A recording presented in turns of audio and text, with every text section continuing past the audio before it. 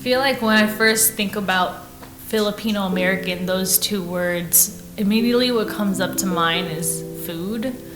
And like I know like people have said that before in the past, but like literally food comes to mind. Like I think of family parties and the American part too. Like it wasn't only just like, what do you call that, like OPM music and like the Tagalog songs, but it was also like gangster rap and hip hop and like maybe questionable like songs that like us as kids shouldn't be listening to, like Too Short, like I mean. And then I think of like Filipino American, like two different identities, right?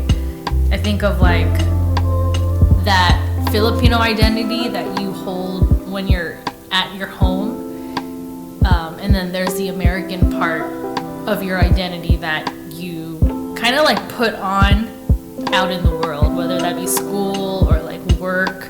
Honestly, I think Filipino American, growing up Filipino American can cause a lot of confusion because a lot of the different ideals from different cultures clash. I was born in the Bay. I was born in Mountain View. I was a young person growing up in Union City. Filipino American definitely shaped who I am in ways that weren't always like clear to me until I started really unpacking what the Filipino American identity meant to me. Like being Filipino American gave me this attitude of like, how can I say fuck you to the systems to make the place good for all? I feel like indigenous culture is still something I'm like learning. I'm still seeking communities to be in communion with.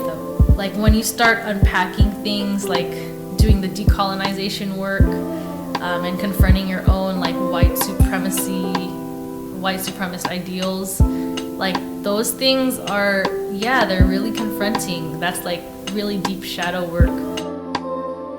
Center of Bioviolence Studies does a lot of decolonization work that I was like really honored to be like taking their workshops during 2020 in different spaces that Empowered has been a part of, like